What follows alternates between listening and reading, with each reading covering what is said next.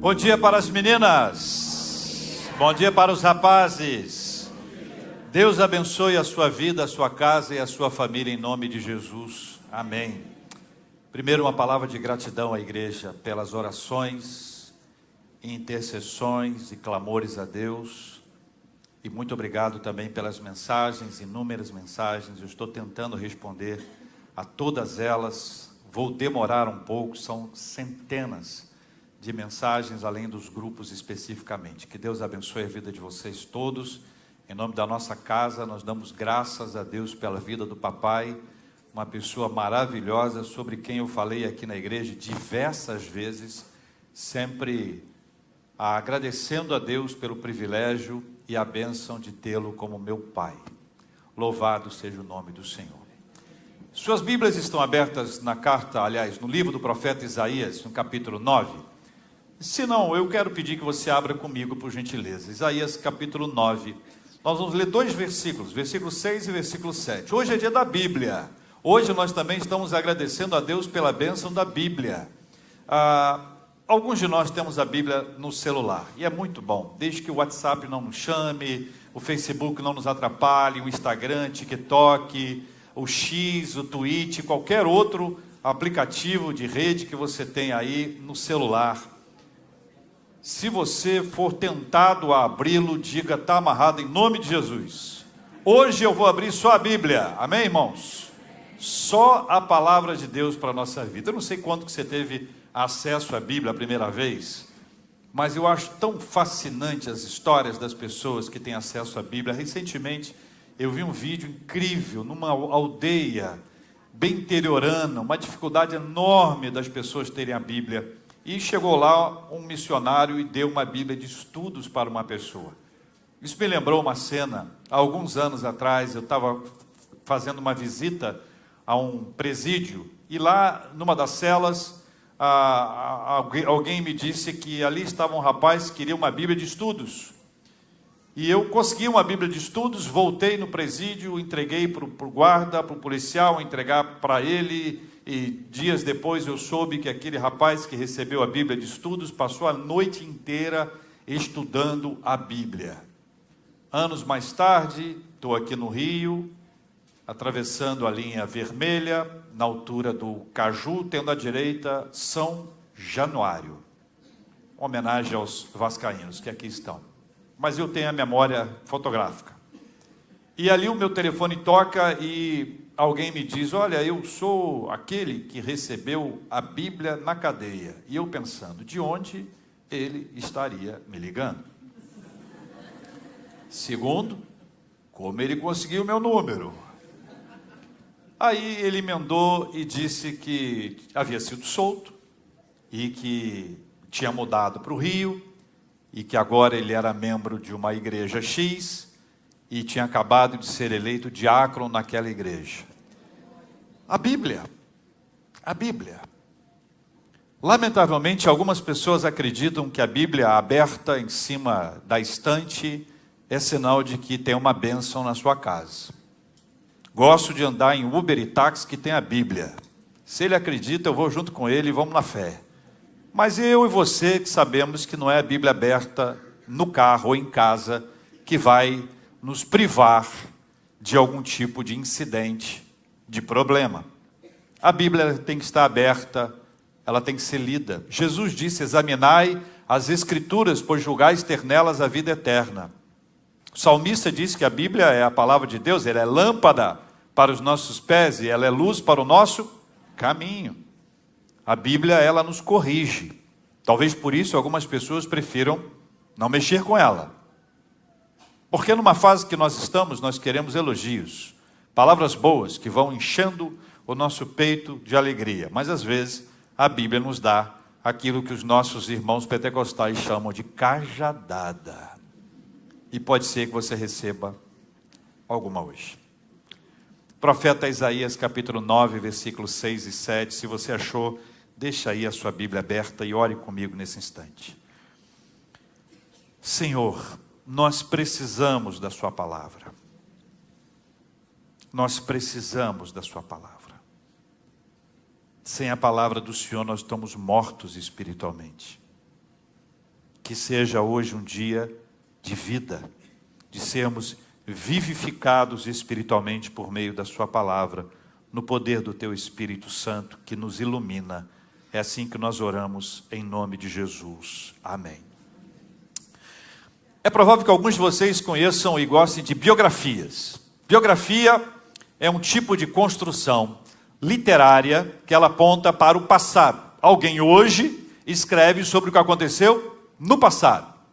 Por exemplo, você pode ter aí a linha cronológica, a linha do tempo, você pode eventualmente utilizar alguns fatos, alguns episódios. Biografia é algo precioso. Muitas pessoas aqui devem ter lido biografias especiais. Tem um irmão nosso chamado C.S. Lewis, acho que você deve conhecer um pouco sobre a história dele. C.S. Lewis nasceu em Belfast, no que hoje é a Irlanda do Norte. Ele nasceu em 1898 e ele tem na sua biografia um dado interessante que ele conta em um dos seus livros, Surpreendidos pela Alegria.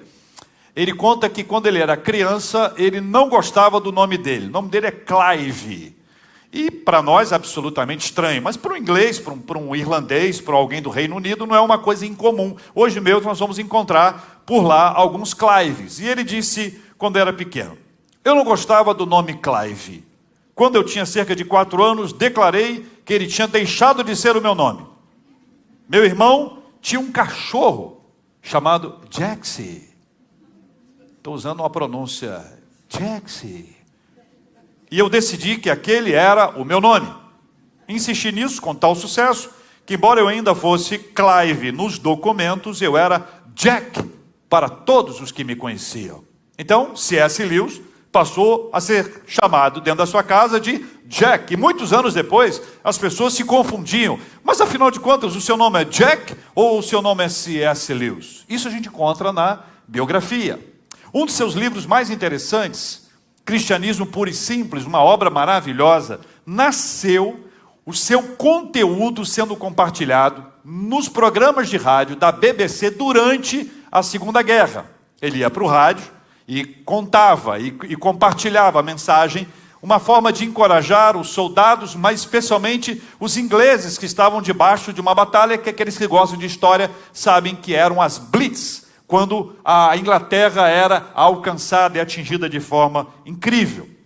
Nessa mesma época em que ele estava anunciando no rádio o conteúdo do cristianismo puro e simples, havia um outro homem também muito importante na história, chamado Winston Churchill. Esse primeiro-ministro inglês, um homem que é reconhecido como um estadista, um homem que tem vários paradoxos na sua história, mas que além de ser o primeiro-ministro, um político influente, o líder da resistência ao nazismo, era também um orador brilhante, era também um escritor. Conta-se que houve um embate entre ele e uma senhora chamada Lady Astor. Lady Astor e ele eram oponentes do campo político. Ela teve uma responsabilidade grande, foi a primeira mulher a ocupar um assento na Câmara dos Comuns, lá na Inglaterra. E numa ocasião, Lady Astor disse para Winston Churchill, se o senhor fosse meu marido, eu colocaria veneno no seu chá.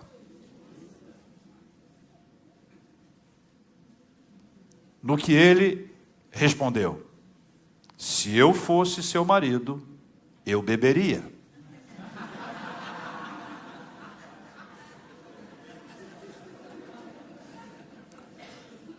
Os relatos de C.S. Lewis e de Churchill, eles tratam sobre uma perspectiva de biografia.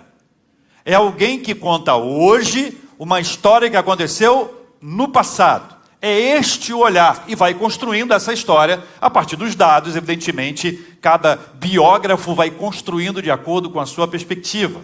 O texto que nós vamos ler juntos agora, de Isaías, ele não é um texto biográfico, ele é um texto profético.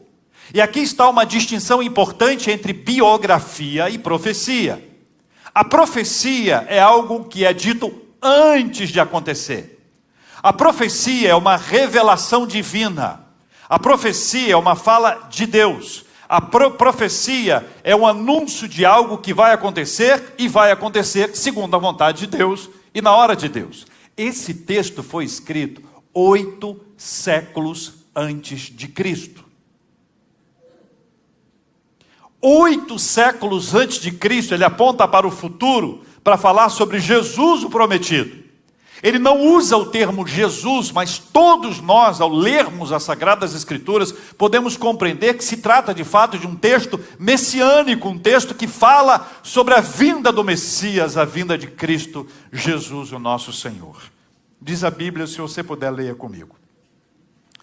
Porque um menino nos nasceu, um filho se nos deu. O governo está sobre os seus ombros, e o seu nome será Maravilhoso Conselheiro, Deus Forte, Pai da Eternidade, Príncipe da Paz. Versículo 7.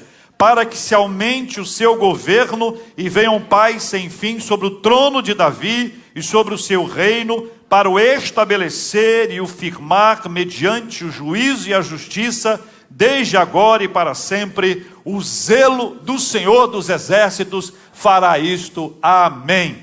Veja comigo essa tela aqui, por gentileza. Ninguém poderia ser o cumprimento dessa profecia senão Cristo. Ninguém, absolutamente ninguém poderia ser o cumprimento dessa profecia senão Cristo. E as razões estão explícitas no texto. Ele é o menino que nos nasceu, ele é o filho que nos foi dado. O seu reinado, ele não é passageiro, nem é limitado. Ele é o promotor da paz, do juízo e da justiça, desde agora e para sempre.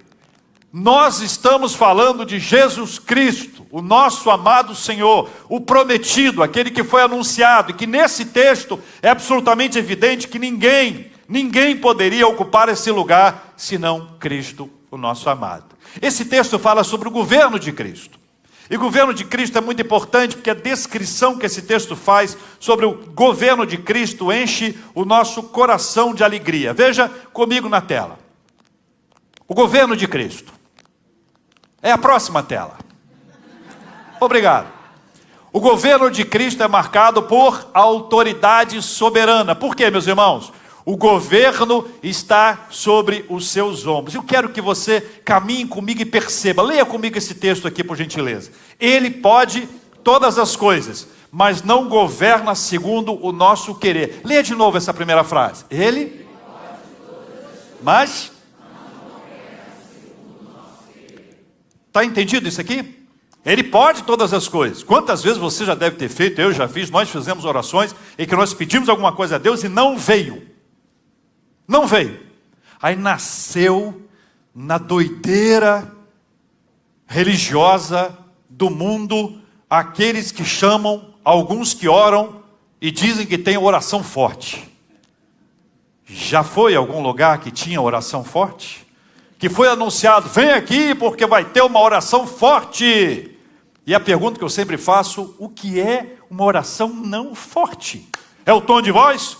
Meus irmãos, a partir de agora nós vamos orar. Meus irmãos, a partir de agora vamos orar. Será que esta é a distinção? É a manifestação, são os braços, é a ginástica, é o pulo, pendura no lustre. Deus tem os seus planos. Amém, meus irmãos? Pode ter certeza que eu sei o que é isso. Deus tem os seus planos. O governo está em suas mãos, mas ele não faz tudo que a gente quer não. Sabe por quê? Veja bem, há diferença entre o que queremos, vamos lá, leia comigo. Entre o que queremos, o que pensamos precisar e aquilo que Deus nos dá, segundo a sua vontade, que é 3 coisinhas maravilhosas para você guardar. Primeiro, assim, eu quero. Eu acho que eu preciso. A gente erra tanto, não é verdade? A gente pede uma coisa, depois, não. Às vezes você está em casa, pede uma coisa a alguém, depois você despede, entre aspas, tá? Você despede aquilo que você acabou de pedir. Você pede uma coisa e se arrepende de ter pedido. Nós somos inconstantes, a gente não sabe o que é bom, a gente não sabe o que é profundamente agradável, tampouco a gente sabe aquilo que é perfeito, porque nós somos imperfeitos. Por melhor que você seja, eu estou vendo aqui um auditório maravilhoso, lotado de The Chosens. É o que eu vejo de você, The Chosen. Mas ainda que você seja The Chosen, você ainda assim não é perfeito, por mais perfeito que você se considere. Aliás, se você se considerar perfeito, ou mais perfeito que outros, está sendo declarada a sua imperfeição. Vontade de Deus, ela é boa. Então, primeiro é boa, tá certo? É boa para quem? Qual é a perspectiva, sua ou de Deus? Então, segura a onda. Segundo, ela é agradável. Tem hora que não parece agradável, mas ela é agradável na perspectiva de quem? Perfeita, a perspectiva de quem?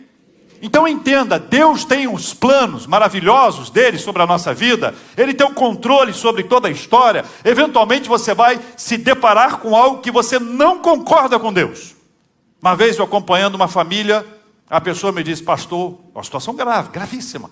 Pastor, eu estou de mal com Deus. Eu achei tão bonitinho. Não é bonitinho? Estou de mal. Estou de mal com Deus. Às vezes no momento de dor, é normal você ouvir uma coisa ou outra. É normal você falar é normal você verbalizar, é normal.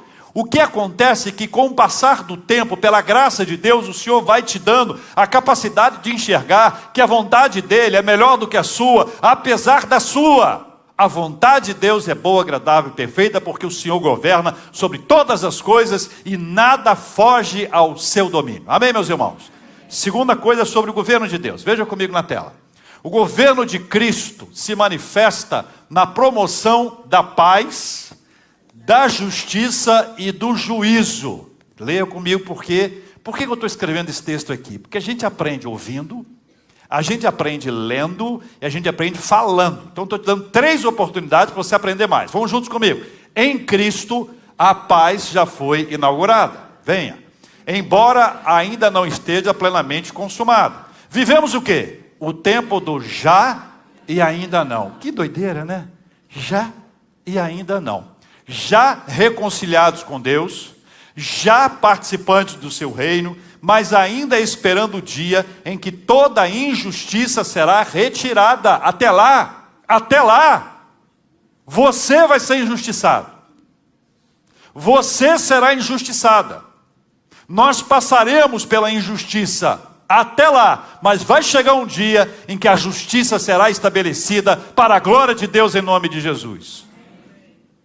Estabelecerá plenamente o seu governo sobre todas as coisas. Isso é muito importante que a gente saiba. O governo de Cristo, ele se manifesta. É interessante que a paz que a gente tem entre nós aqui é uma paz preciosa, é um processo lindo. Mas você já viu que a nossa paz entre um e outro não é para sempre?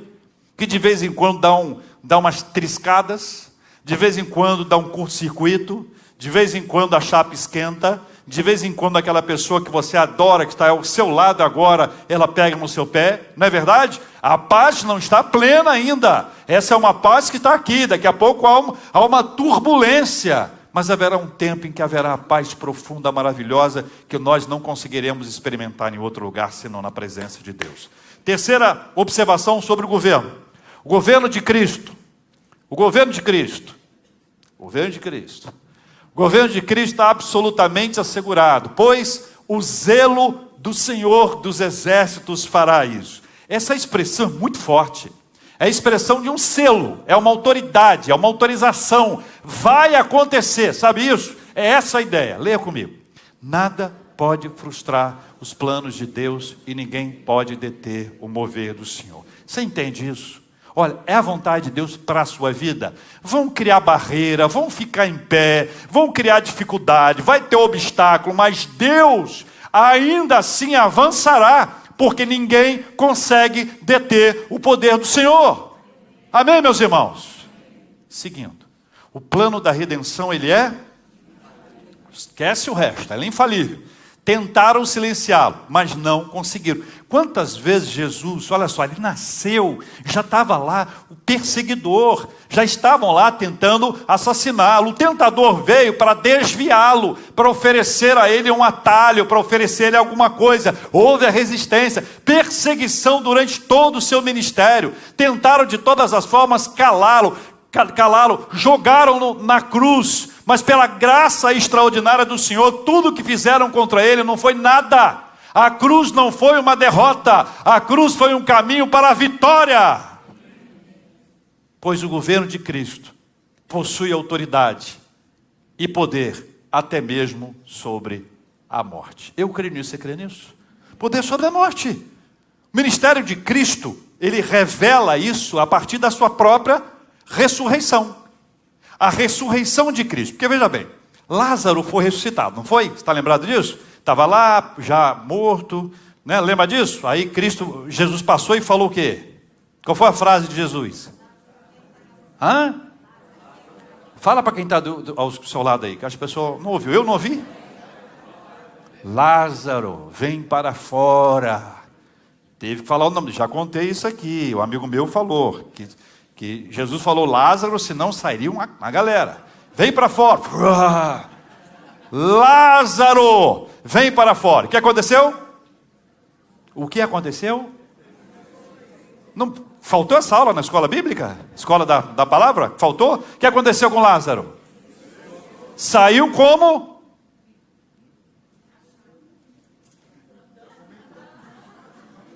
Aqui no Rio, o pessoal diria, saiu amarradão, é porque ele estava cheio de... Então, ok, saiu aquele... Ok, beleza? Eu já fui a Israel, agora, a última vez, no lugar que dizem que sepultaram Lázaro. Dizem, porque eu não estava lá quando Lázaro foi sepultado.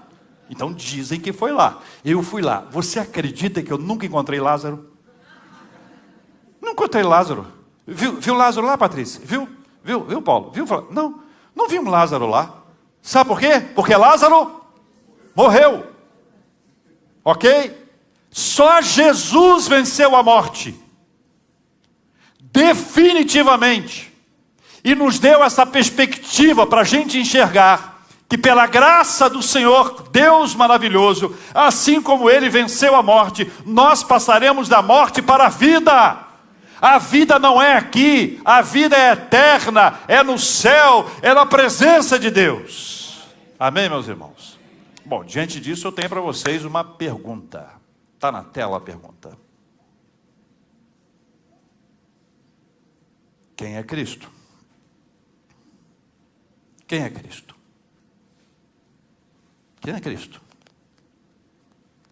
Responde aí para quem está do seu lado. Quem é Cristo?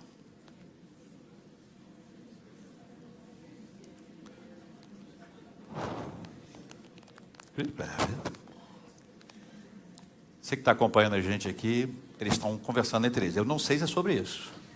Nessa altura, não sei. Estão falando sobre quem é Cristo, estão falando sobre outra coisa.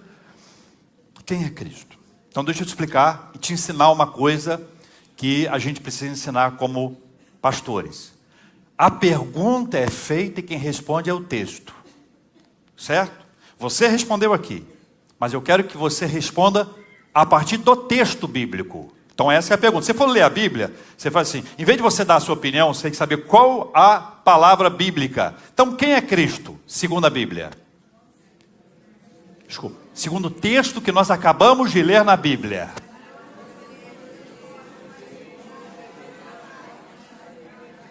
Põe na tela aí logo. Cristo é o maravilhoso conselheiro. Nele habita toda a sabedoria de Deus. Olha o que o apóstolo Paulo escreve, 1 Coríntios 1, 24. Cristo, poder de Deus e sabedoria de Deus. Cristo é sabedoria de Deus, por isso Ele é o maravilhoso conselheiro. Então Ele não apenas nos informa, nos instrui, nos ensina, mas nos corrige. Antes de você começar qualquer coisa na sua vida, ouça a voz do maravilhoso conselheiro. Quem está te aconselhando por aí? Ai, pastor, eu tenho um friend, tenho um amigo que me ajuda em tudo, me orienta em tudo. Tem coisas e coisas, ok? Uma vez uma pessoa me ligou e disse assim, reverendo, eu agora sou crente, uma experiência com Jesus maravilhosa ele teve, ele me ligou para perguntar que carro ele deveria comprar. Logo eu, 2 carros incendiados.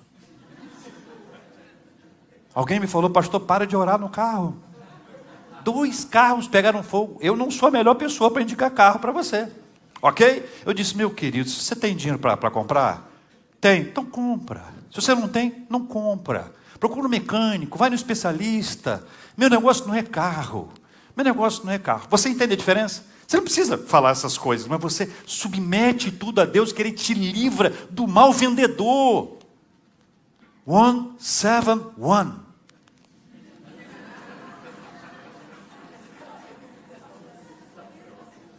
Repeat, class.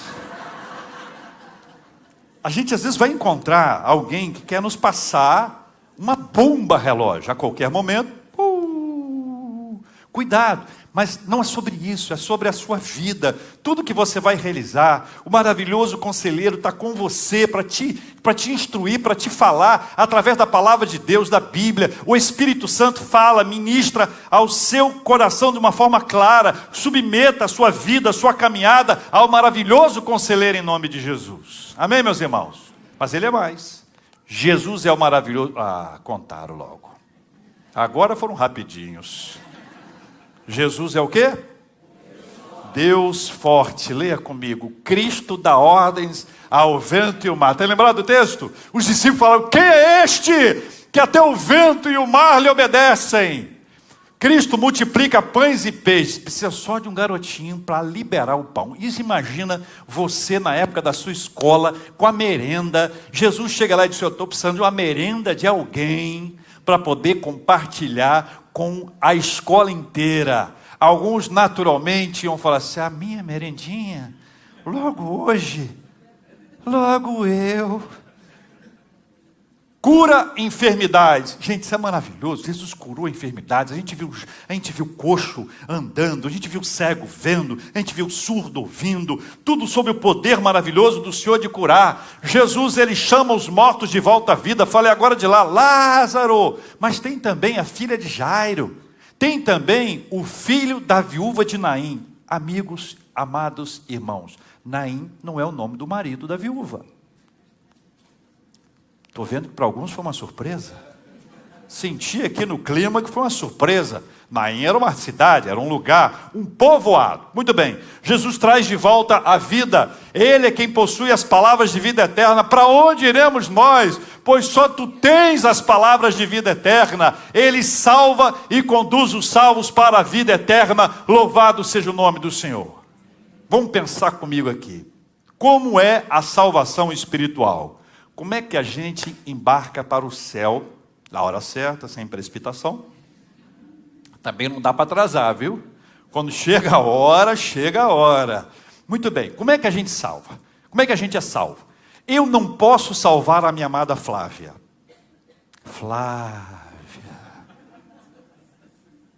Eu não posso. Não posso. Não posso salvar você. Não tenho condições. Não posso me salvar.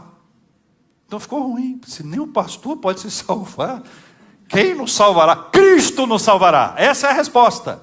A salvação é fruto da graça de Deus. Nós recebemos a salvação. Qual o nosso mérito? Qual o seu mérito? Fala para mim.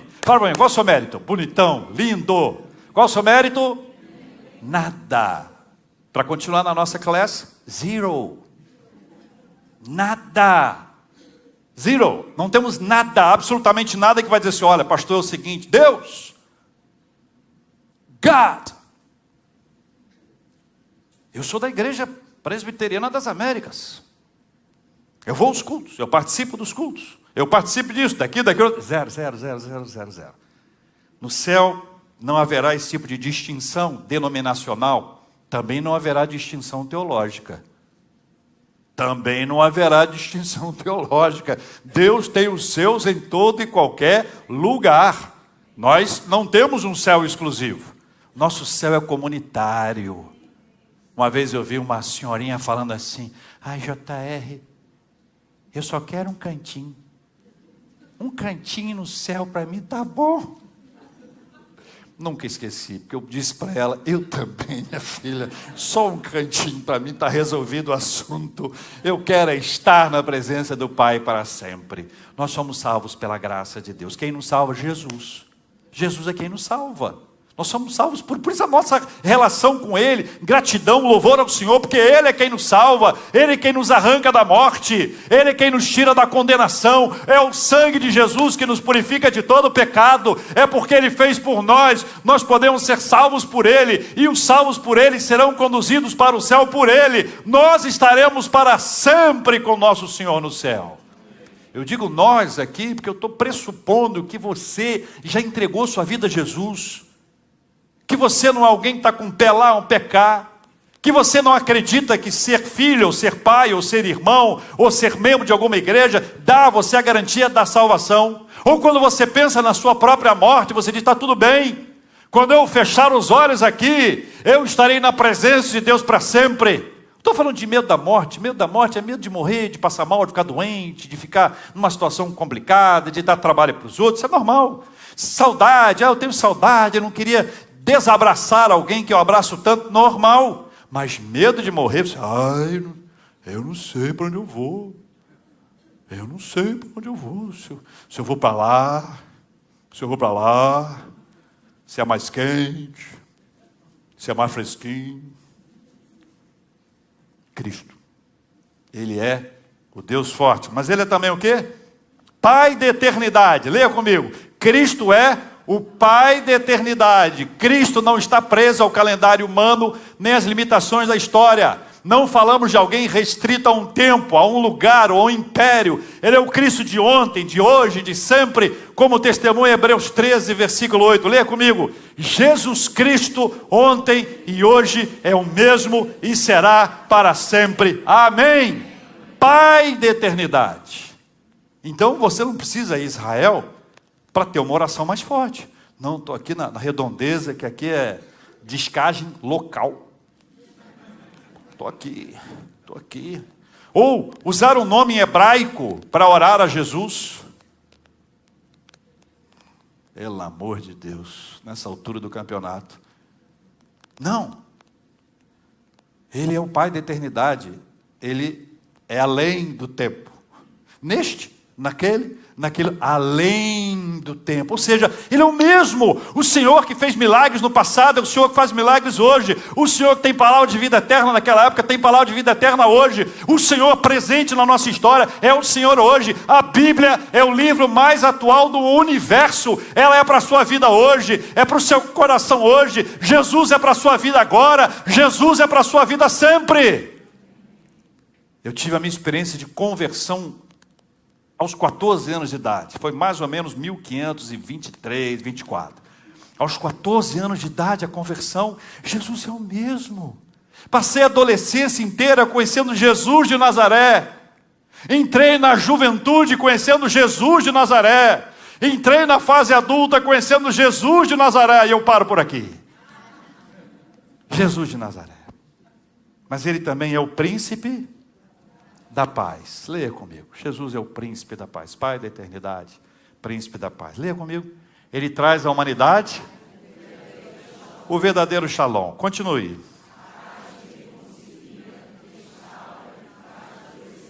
Todas as dimensões da vida. Essa paz, ela não é apenas interior, mas ela se manifesta na transformação concreta de pessoas, famílias e comunidades. Em Colossenses 1:20 nós lemos o quê? E que, havendo feito a paz pelo sangue da sua cruz, por meio dele, reconciliar a si mesmo.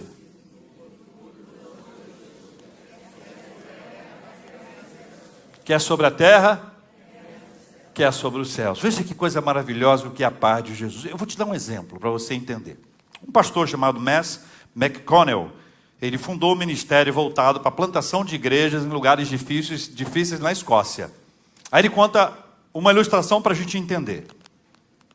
Eu prego Cristo para o senhor X, que tem uma história de alcoolismo, roubo e maltrata a sua esposa. Aí o senhor X vem a Cristo. O que acontece com a vida do senhor X no que se refere à paz? O seu shalom, a sua paz física, começa a melhorar sob a influência do Espírito Santo, quando ele para de envenenar o seu corpo. Ele para de beber. Ele para de envenenar o seu próprio corpo. Seu shalom psicológico melhora quando ele dobra os seus joelhos diante do Rei Jesus e procura viver sob o seu governo. Ele agora tem um shalom social, um shalom psicológico, um shalom físico.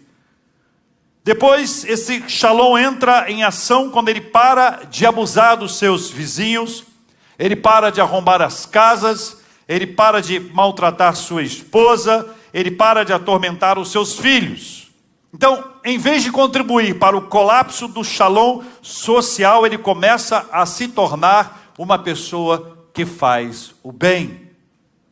Este é o impacto do shalom de Deus na sua vida, para não ficar uma coisa muito subjetiva.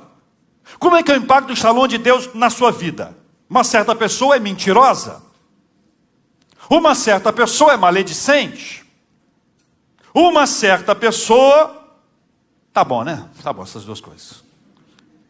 O shalom de Deus entra sobre a vida dele ou dela.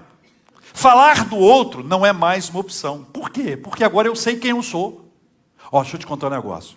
Quanto mais perto de Jesus a pessoa está, mais ela sabe quem ela é. Quem está perto de Jesus sabe quem é, não vai falar mal do outro. Quer saber se uma pessoa está perto de Jesus ou não? Hashtag fica a dica. O shalom de Deus entra na nossa vida. O shalom de Deus transforma a maneira como a gente lida com o próximo. O shalom de Deus muda a nossa perspectiva. Então, quem é Cristo? Ele é maravilhoso conselheiro, ele é Deus forte, ele é Pai da eternidade, ele é a promessa que se cumpre. Veja na tela comigo aqui, a promessa se cumpriu em Cristo. Veja que coisa importante. Lucas, capítulo 1, versículos 31 a 33. Leia comigo a palavra do Senhor que diz: eis que conceberás e dará à luz um filho, a quem chamarás pelo nome de Jesus. Este será grande e será chamado Filho do Altíssimo. Deus, o Senhor, lhe dará o trono de Davi, seu pai. Ele reinará para sempre sobre a casa de Jacó, e o seu reinado não terá fim. Lucas e Isaías estão aliançados, estão alinhados. É uma composição que mostra o cumprimento da profecia messiânica de Isaías, capítulo 9, versículos 6 e 7. Mas tem mais. Capítulo 28, versículo 18 do Evangelho de Mateus. Leia comigo. Jesus, aproximando-se, falou-lhes dizendo que toda autoridade me foi dada no céu e na terra. Ele tem toda a autoridade. É exatamente o cumprimento da profecia anunciada lá em Isaías capítulo 9, 6 e 7, ou seja, a promessa que foi feita, a profecia que foi anunciada, ela se cumpre em Cristo Jesus, o nosso amado. Olha só agora a sequência disso.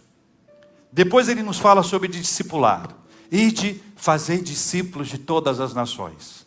Na sequência ele diz, batizando-os em nome do Pai, do Filho e do Espírito Santo. Depois ele diz assim, ensinando-os a guardar todas as coisas que vos tenho ordenado, e eis que estarei convosco todos os dias até a consumação dos séculos. Então escuta, ele fala de discipulado, ele fala de batismo, ele fala de ensino, ele fala de presença. Sabe o que significa isso? Significa que o governo de Cristo, ele vai se expandindo, ele vai se estendendo, ele vai sendo ampliado, ele vai sendo vivido à medida que a gente cumpre Mateus 28, 18 a 20. À medida que você e eu vamos fazer discípulos, para que o Evangelho, o shalom de Deus, o poder de Deus, o maravilhoso conselheiro, domine, governe a vida de uma pessoa. E ela é discipulada. Ela quer ser batizada, ela pede, ela busca, porque ela quer ser parte, ela quer ser inserida, ela quer ser trazida para dentro. Ela é batizada em nome do Pai, em nome do Filho, em nome do Espírito Santo. Ela não se desleixa do aprendizado.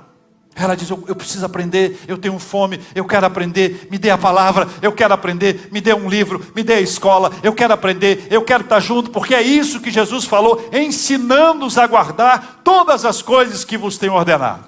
Aí tem uma sentença final, mais conhecida. A sentença final é, eu estarei com você todos os dias até a consumação dos séculos. Todos os dias. Cá entre nós dois, tem dias melhores que outros.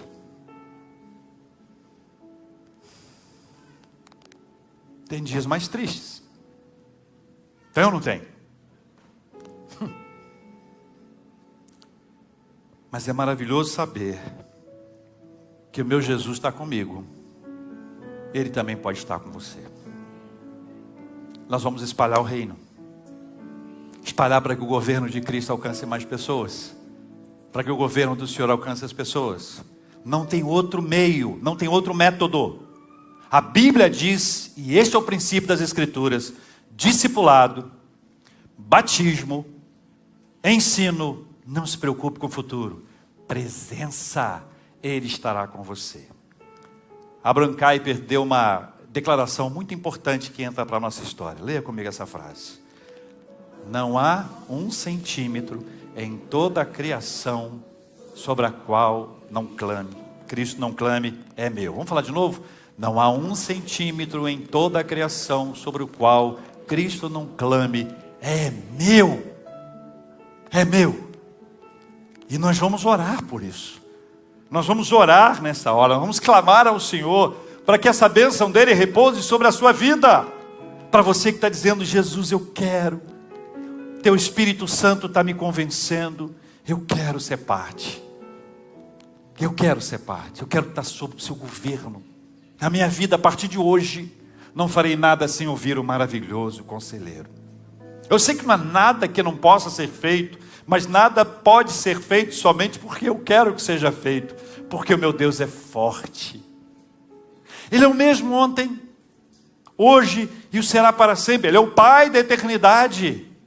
A minha vida interna é transformada, o meu ambiente é transformado em razão do shalom, da paz de Deus sobre nós. É isso, meus irmãos. Se você quer ser parte desse momento de oração, deixe o seu lugar e venha à frente, que eu quero orar com você. Os pastores vão orar com você. Pode deixar o seu lugar e venha, enquanto a banda já está aqui se arrumando para cantar. Deixe o seu lugar e diga: Jesus, eu quero que o Senhor seja o meu maravilhoso conselheiro. O Senhor é o Deus forte, eu creio que o Senhor pode fazer todas as coisas. Aqui estou eu para me submeter à vontade do Senhor. O Senhor é o Pai da eternidade, então faz aquilo que o Senhor fez no passado, faz na minha vida hoje, em nome de Jesus. O Senhor é o príncipe da paz, encha a minha vida com a sua paz poderosa e maravilhosa. Nós vamos orar pela cura dos enfermos. Nós vamos orar por consolo aos corações enlutados, em nome de Jesus.